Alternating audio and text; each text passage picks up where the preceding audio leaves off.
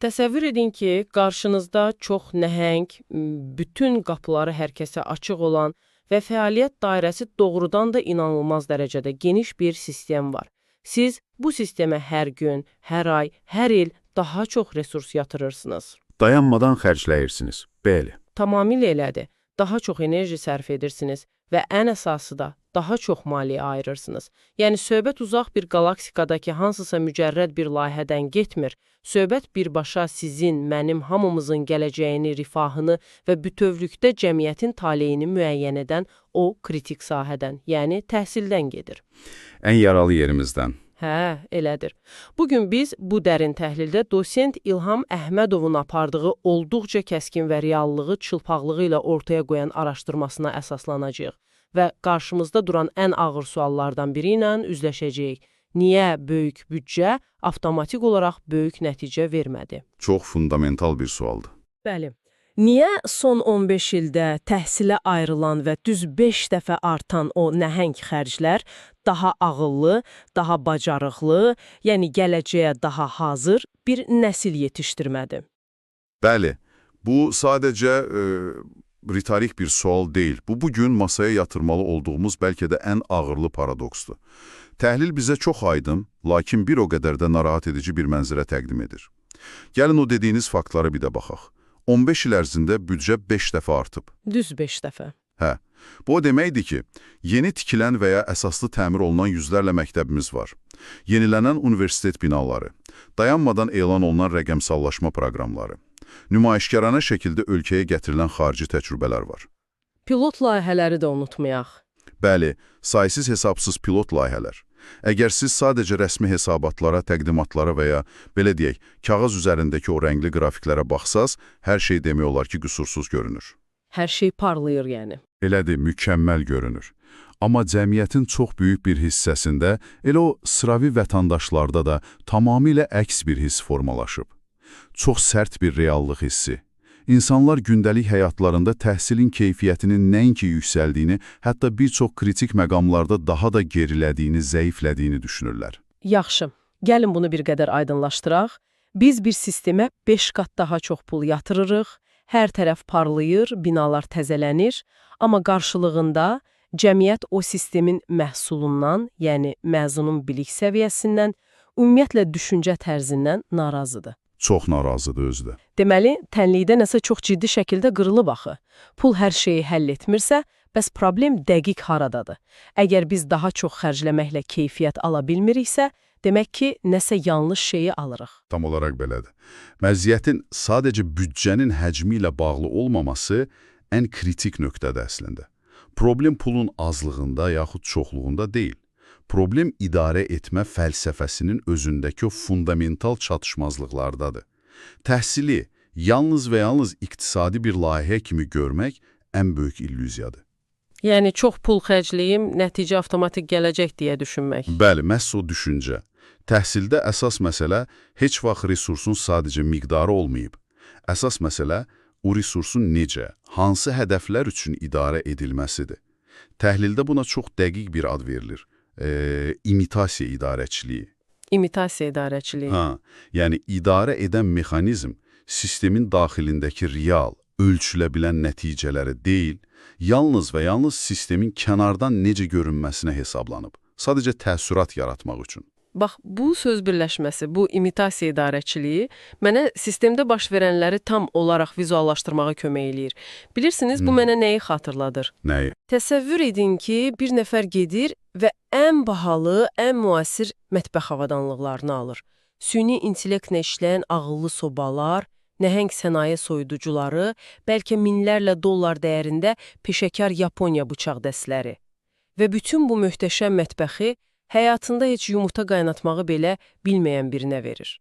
Heç qida kimyasından xəbəri olmayan birinə. Ay sağ olun, həmin adam o mətbəxdə dayanır, ağ aşpaz geyimini geyinir və davamlı şəkillər çəkdirir. Mətbəx fotolarda, həyat tərzi jurnallarında sadəcə nəfəs kəsici görünür. İşıqlandırma əla, hər şey parıldayır, amma axşam yemək vaxtı gələndə stolun üstü boşdur. Çünki o avadanlıqlar öz-özünə yemək bişirə bilmir axı. Məhz belə, sən hələ də acsan. Bunun üçün o mətbəxin fəlsəfəsini anlayan, ərzaqların necə reaksiyaya girdiyini bilən əsl bir usta, bir aşpaz lazımdır, yoxsa o alətlərin bir mənası qalmır. Burada ən maraqlı, hətta heyranedici məqam odur ki, təhsildəki o zəif, qeyri-peşəkar idarə etmə, hətta ən nəhəng büdcəni belə məhz sizin təsvir etdiyiniz o mətbəxdəki kimi mənasızlaşdırır. Onu sadəcə lüzumsuz bir dekora çevirir. İmitasiya idarəçiliyinin ən böyük xüsusiyyəti odur ki, orada reallıq deyil, terminlər dəyişir. Necə yəni terminlər dəyişir? Adlarını dəyişirlər sadəcə? Bəli. Məsələn, dünənədək sadə və köhnə bir yoxlama adlanan proses, bugün mürəkkəb sözlərlə adlanır kompleks monitoring layihəsi. Köhnə məzmunlu dərsliklərin sadəcə üzqabığı və dizaynı dəyişdirilir.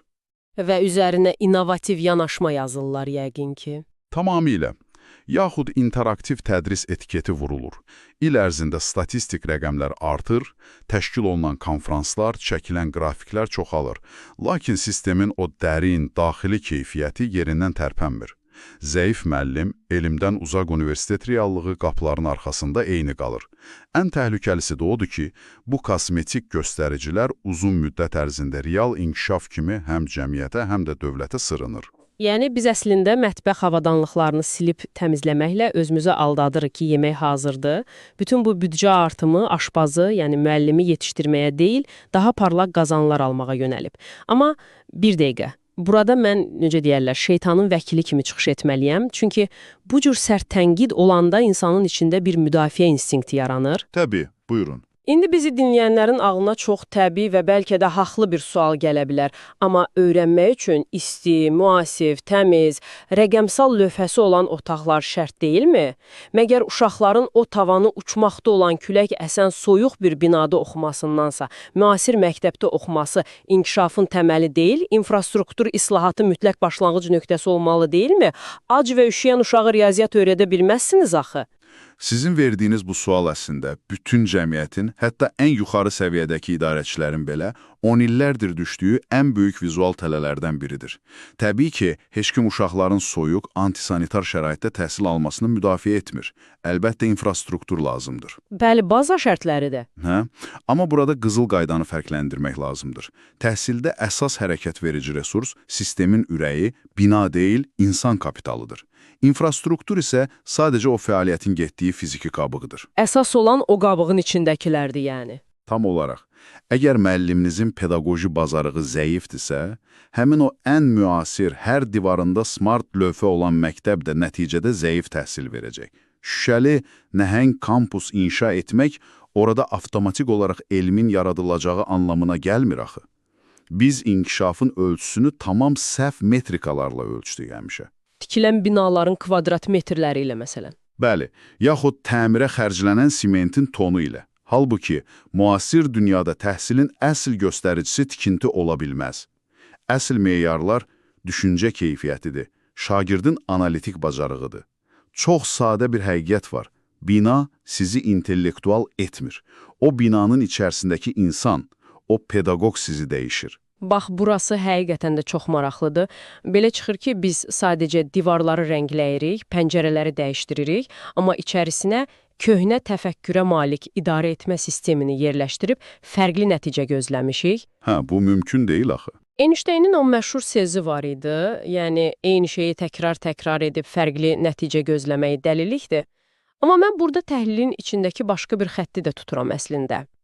Biz sanki bu problemləri həll etmək əvəzinə, bilərəkdən, belə deyək, süni şəkildə daha da mürəkkəbləşdiririk. Necə mürəkkəbləşdiririk? Yəni, ortada çox sadə, hamının görə bildiyi baza problemləri var. Məsələn, yanlış kadr siyasəti, işə düzəlmədəki o qeyri-şəffaflıq, aşağıdan yuxarıya hesabatlılığın olmaması və sadəcə işini bilməyən insanların vəzifə tutması. Amma kənardan elə bir mənzərə yaradılır ki, idarəçilər bu sadə boşluqları mürəkkəb elektron sistemlərlə örtbasdır edir. Anlaşılmayan metrikalarla. Bəli, adını belə tələffüz etməkdə çətinlik çəkdiyimiz metrikalar və 1000 səhifəlik qəliz hesabatlarla. Yəni, dərdi gizlətmək üçün xüsusi bir bürokratiya maşını qurulur sanki. Tamamilə doğrudur. Təhlil bu məqamda çox dərin, amma hər kəsin anlayacağı o məşhur xalq məsələni xatırladır. Görünən dağa nə bələdçi? Bizə həqiqətənmi hər şeyi anlamaq üçün o bahalı xarici məsləhətçilər lazımdır? Əgər dağ görünürsə bələdçiyə ehtiyac yoxdur axı. Düzdür. Əgər bir sistemin mərkəzindəki idarəçi qrupu səriştəsizdirsə, onlarda ekspertiza yoxdursa, bunu tapmaq üçün beynəlxalq hesabatlara milyonlar xərcləməyə ehtiyac qalmır. Problem gün kimi aydındır. Elmsiz idarə etmə. Elmsiz idarə etmə dedikdə nəyi nəzərdə tutursunuz? Bir təhsil idarəçisini təsəvvür edək. Əgər bu şəxs təhsil iqtisadiyyatını, pedagogikanın fəlsəfəsini, o dediyimiz data analitikasını bilmirsə, o qərarları hansı əsasla verəcək? Çox sadə, intuisiya ilə, situativ, anlıq reaksiyalarla, şəxsi əhval-ruhiyyəsi ilə. Yaxud da, yəqin ki, bundan əvvəlki müdir belə edirdi, mən də belə edim, məntiqi ilə. Bəli, məhz o məntiqlə. Bu halda sistem strateji hədəfə çata bilmir. O sadəcə gündəlik yanğınları söndürür.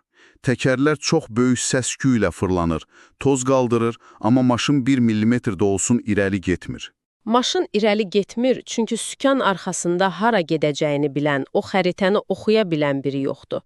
Sadəcə qarşısına çıxan ilk maneədə sükanı sağa-sola fırladan biri var. Bu məni şəxsən çox ciddi şəkildə düşündürür və biraz da qorxudur əslində. Qorxutmalıdır da. Çünki təhsil hər hansı adi bir nazirliyin işi deyil. Təhsil sadəcə uşaqların günorta saat 2-yə qədər vaxtını keçirdiyi, valideynlərin dincləndiyi bir yer deyil axı. Bu bir ölkənin həm iqtisadi, həm də texnoloji gələcəyidir. Əgər təhsil maşını yerində sayırsa, bu bizim yollarımıza, xəstəxanalarımıza, banklarımıza, yəni hər şeyə təsir etməlidir. Düz demirəm. Əgər biz bunu, belə deyək, daha bölük mənzərə ilə əlaqələndirsək, tam olaraq sizin gəldiyiniz nöqtəyə çatırıq. Təhsil böhranı təcrid olunmuş bir problem deyil. Təhlil, təhsili çox dəqiq bir ifadə ilə dövlətin intellektual mühərriki adlandırır. İntellektual mühərrik. Bəli. Gəlin o maşın və mühərrik metaforasını birləşdirək. Əgər bir avtomobilin mərkəzi mühərriki zəifləyirsə, paslanıbsa, o zaman avtomobilin təkərlərinin ən son model olmasının bir mənası qalırmı? Xeyr, maşın getməyəcək. Təsir məhz o mühərrikdir. O zəifləyəndə arxasınca gələn bütün digər vaqonları, yəni iqtisadiyyatı, sənayeni aşağı çəkir. Hər şeyi dondurur. Bəli, innovasiyalar ləngiyir və sonda tamamilə dayanır. Çünki iqtisadiyyatı quran da o mühərrikin istehsal etdiyi məhsuldur, yəni insan kapitalıdır. Və burada ən böyük strateji səhvlərdən biri bizim ölçmə problemimizdir. Biz illər boyu bu həyati əhəmiyyətli mühərrikin gücünü tamamilə səhv, xarab cihazlarla ölçmüşük. Səhv cihazlarla ölçmək. Yəni, bayaq dediyimiz kimi o real keyfiyyət indikatorlarından qaçıb, formal rəqəmlərə sığınmaq. Mən burada mənbədən belə bir anlayış xatırlayıram, funksional savadlılıq. Bəli, ən vacib konseptlərdən biridir. İnkişaf etmiş ölkələrin sistemlərində diqqət o quru məktəb hesabatlarına deyil, məhz funksional savadlılığa yönəlir. Yəni, şagirdin gözlənilməyəz problemlə qarşılaşanda onu həll etmə qabiliyyətinə. Biz isə ancaq davamiyyəti, sonda payladığımız diplomların sayını ölçürük. Sadəcə formal göstəricilər, bəli. Əgər bir tələbə universiteti fərqlənmə diplomu ilə bitiribsə, amma iş həyatında ilk real böhranda donub qalırsa, qərar verə bilmirsə, onun o qalın qovluqdakı əla qiymətlərinin bu cəmiyyət üçün nə mənası var axı? Sərt reallıq budur ki, heç bir mənası yoxdur. Ölçülməyən, öz real vəziyyətini görməkdən qorxan sistem inkişaf edə bilməz. Özünü obyektiv qiymətləndirməyən sistem o imitasiya baloncuğu içində daim özünü mükəmməl zənn edəcək. Hər kəs elə biləcək, hər şey əladır. Hə, o dediyiniz funksional savadlılıq bunun düyün nöqtəsidir. Sən məktəbdə öyrəndiyin o düsturu real həyatda, iş yerində necə tətbiq edirsən? Biz bunu ölçmədiyimiz üçün sistem özünü yeniləmək, qüsurlarını düzəltmək ehtiyacı hiss etmir. Kağız üzərində rəqəmlər böyüyür deyə hər kəs xoşbəxtdir. Beləliklə, yəni bütün bunlar əslində nə deməkdir? Mənzərə bizim üçün artıq aydındır, büdcə inanılmaz dərəcədə artdı, amma imitasiya idarəçiliyi hər şeyi dondurdu. Beton binalara fokuslanma və keyfiyyətin real ölçülməməsi bizi bu paradoksa gətirdi. Tam olaraq bura gətirib çıxardı. Bəs yaxşı çıxış yolu nədir? Biz bütün bu nəhəng, paslanmış sistemi zibilliyə ata bilmərik axı. Bunu hardan yenidən qurmağa başlamalıyıq? Çünki görünən odur ki, bizə artıq o kiçik kosmetik dəyişikliklər kömək etməyəcək. Bizə cərrahi müdaxilə lazımdır. Bəli, cərrahi müdaxilə və çox sistemli bir yenidən qurma lazımdır. Analiz çıxış yolunu əsas etibarilə 4 sarsılmaz sütunda cəmləşdirir. Birinci və ən vacib addım idarəçiliyin peşəkarlaşdırılmasıdır. Yəni, direktorların və rəhbərlərin dəyişməsi? Hə, fəlsəfəsinin dəyişməsi. Biz ənənəvi olaraq düşünürük ki, yaxşı riyaziyyat müəllimi mütləq yaxşı məktəb direktoru olacaq. Amma təhsil idarəçiliyi tamam başqa bir elmdir. Menecer büdcə planlamasını, böhran menecmentini və ən əsası data əsaslı qərar verməyi bacarmalıdır. Rəhbər yox, lider olmalıdır. Məsələ, ikinci sütun bayaq toxunduğumuz o mühüm məsələdir. Keyfiyyətin real ölçülməsi. Biz müəllimin də, məzunun da keyfiyyətini sadəcə kağız testlərlə yox, PISA kimi beynəlxalq tətbiqi testlərlə ölçməyə başlamalıyıq. Tələbə problemi həll edə bilir, yoxsa sadəcə qaydanı əzbərləyib, yəni? Ay sağ olun, fərq buradadır. Üçüncü sütun isə şübhəsiz ki, insan kapitalının yeganə prioritetə çevrilməsidir. Binalara xərclədiyimiz milyonları müəllimə, tədqiqatçıya yönətməliyik. Universitetlər sadəcə dərs dinlənən yerlərdən ixtira laboratoriyalarına çevrilməlidir. Dördüncü sütun da var idi, səhv etmirəmsə və dördüncüsü məni həqiqətən cəlb etdi. Orada süni intellekt və anlıq data anlayışları var.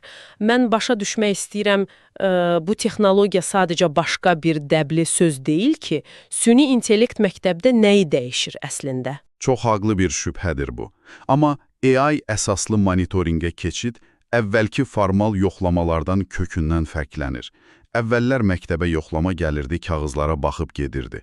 Süni intellekt və anlıq, yəni real-time data isə başqa mexanizmdir. Necə işləyir o? Təsəvvür edin ki, uşaq platformada riyaziyyat test edir. AI təkcə onun düz və ya səhv yazdığını yoxlamır. O görür ki, uşaq kəsirlər mövzusunda 45 saniyə tərəddüd etdi, əvvəlcə səhv variantı seçdi, sonra dəyişdi. Bu bütün prosesi izləyir. Bəli, və sistem anında milyonlarla belə məlumatı toplayıb müəllimə siqnal göndərir ki, sizin sinifdəki 15 uşaq məhz bu nöqtədə çətinlik çəkir. Metodunuzu bugün elindidən dəyişin. Yəni sistem xəstəlik yayıldıqdan sonra deyil, ilk simptomda diaqnoz qoyur. Bu da idarəçiliyi intuisiya dövründən alıb dəqiq elm dövrünə çıxarır. Bir anlıq təsəvvür edəndə adamın doğrudan da başı gicəllənir, müəllimə dərhal uşaqların harada çətinlik çəkdiyini göstərən bir rəqəmsal güzgü veririk. Bu həqiqətən də inqilabi bir yanaşmadır. Bəli, tamamilə elədir. Beləcə, gəlin bütün bu dərin söhbətimizdən əldə etdiyimiz əsas nəticəni bir yerə toplayaq. Son 15 ilin dərsi və bugünkü təhlilimizin xülasəsi budur ki, 21-ci əsrdə təhsil artıq beton binalar layihəsi deyil, bu başdan ayağa bir insan kapitalı, düşüncə mühəndisliyi layihəsidir. Bəli. Və bilirsiniz, əgər bütöv bir sistem, bu qədər nəhəng bir mexanizm illərlə parlaq hesabatlarla özünə aldada bilirsə, biz fərdlər də bu illüziyanın qurbanı olmağa çox meylliyik. İndi isə, əziz dinləyici, mən elə buradaca birbaşa sizə müraciət etmək istəyirəm. Siz öz həyatınızda nəyi və necə ölçürsünüz? Mükəmməl görünən o fərdi imitasiyanızı, pulla alıb divardan asdığınız o içi boş sertifikatların sayını, yoxsa qəfil bir böhran anında göstərdiyiniz o real bacarıqları, tənqidi düşüncənizi? Çünki biz sıravi bir fərd olaraq da özümüzü imitasiya edərək yerimizdə saydığımız halda yalandan inkişaf etdiyimizi düşünə bilərik. Bu əslində çox vacib bir sual doğurur. Bu fərdi sualı yenidən qlobal səviyyəyə qaldırsaq, məni daha çox düşündürən fərqli və olduqca təxribatçı bir ehtimal var. Gəlin belə bir gələcək ssenarisi düşünək. Əgər bir gün doğrudan da o dördüncü addıma, yəni süni intellektlə idarə olunan, yalnız real bacarığı ölçən o qəddar, amma tam ədalətli sistemə keçid etsək, o zaman çox dəhşətli bir sarsıntı ilə üzləşməyəcəkmi? Hansı mənada sarsıntı? Təsəvvür edin, o imitasiya idarəçiliyi dövründə cəmiyyətə verilmiş on minlərlə formal diplomun aqibəti nə olacaq? Süni intellekt bu kütləyə baxıb, sənin diplomun var, amma heç bir real bacarığın yoxdur deyəndə, cəmiyyət o kağızların bir gecədə heçə çevrildiyi nəhəng bir diplom inflasiyası şoku yaşayacaqmı? Yəni, o sənədlər tamamilə dəyərsizləşəcək. Bəli, dəyərsizləşəcək. Və ən çətini, biz o dağıntıların içindən qalxıb, savadlı insan anlayışını necə yenidən tərif edəcəyik? İnanın, yeni dəyərlər sistemi qurmaq bəlkə də minlərlə yeni məktəb binası tikməkdən 100 dəfə daha ağrılı bir proses olacaq. Bax, bu, hamımızın indidən özünə verməli olduğu ən böyük ev tapşırığıdır. Çox dərindən düşünməli olduğumuz sarsıdıcı bir nöqtədir əslində. Elə bu təxribatçı fikirlə də bugünkü dərin təhlilimizi yekunlaşdırırıq. Təşəkkür edirəm.